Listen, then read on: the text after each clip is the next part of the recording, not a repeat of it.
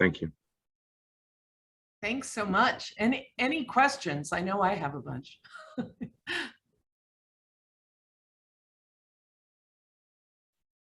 Well, I won't be shy. I don't mind getting started.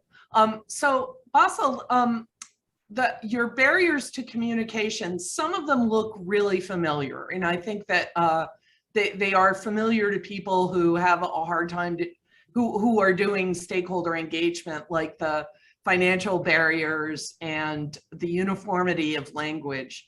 But there are a couple that that are pretty new to me and seem really, really intriguing.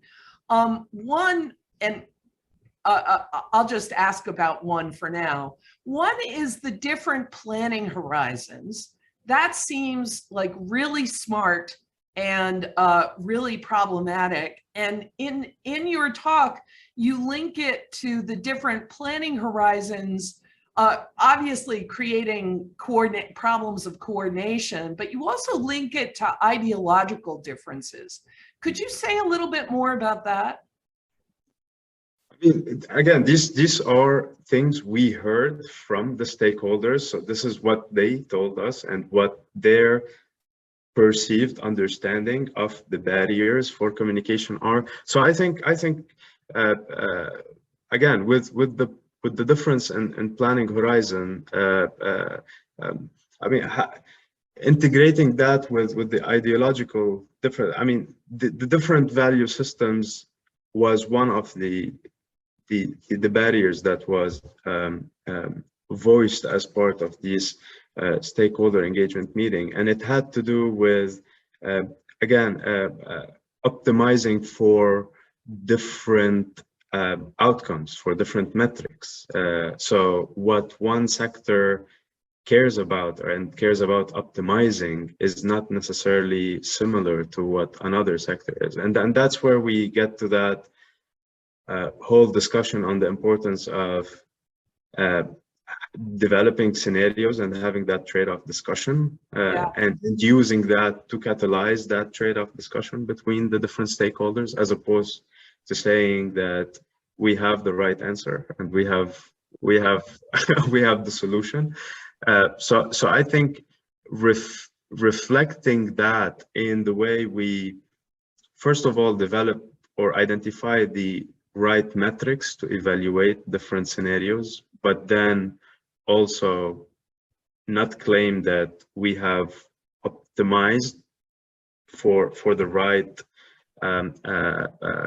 set of criteria, which might be different from one sector to the other, but rather say that we have developed objective scenario analysis according to this metrics that you helped us identify, and we are going to use those to catalyze that dialogue, that trade-off dialogue. And there's going to be winners and losers under different scenarios, and we need to understand what are we willing to accept. Yeah, and it's kind of related. I'm just going to ask kind of a follow-up to the idea of the lack of common goals or collaborative projects. I wondered if you noticed through this engagement process whether they ever landed on any common goals. Were they ever able to find any mutual ground? I mean, I think bringing them together, put that umbrella of at least having a common goal of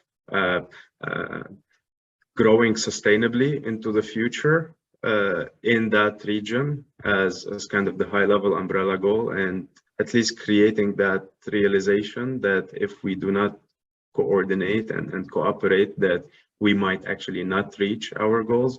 So we hope that we have achieved that through creating that narrative and through providing the evidence that supports that narrative. So and yeah, it's a long-term process, but I hope that with the work that we have done so far, we have created that common narrative that could bring those different stakeholders together under that umbrella. That's, yeah, that sounds great. Are there other questions?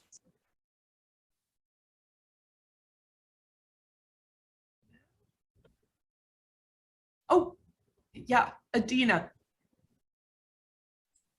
Thanks for this interesting talk, and looks like really interesting work that you've been doing. I was noticing in your paper where you were looking at surveying researchers and a variety of stakeholders around that communication with researchers.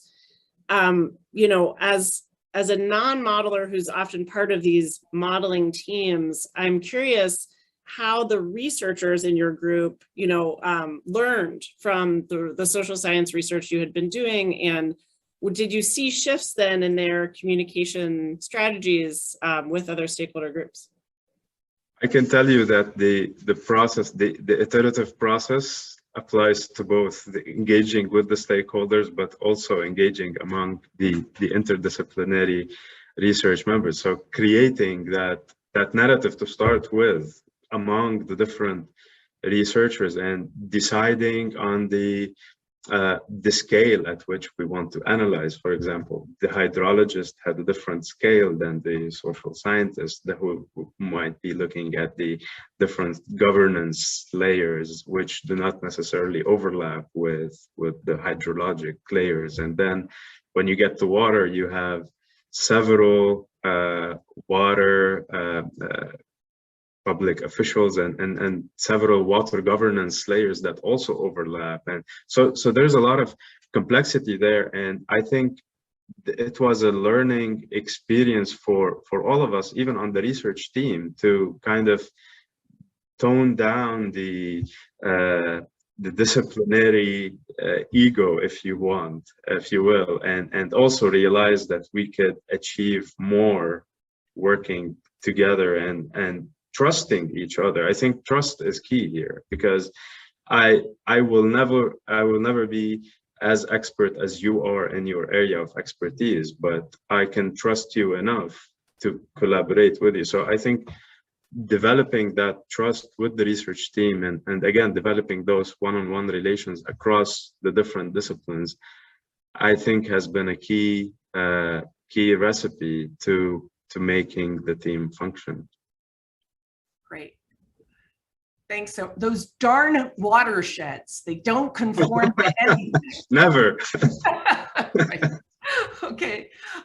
In the interest of time, we're going to move on to our next presentation.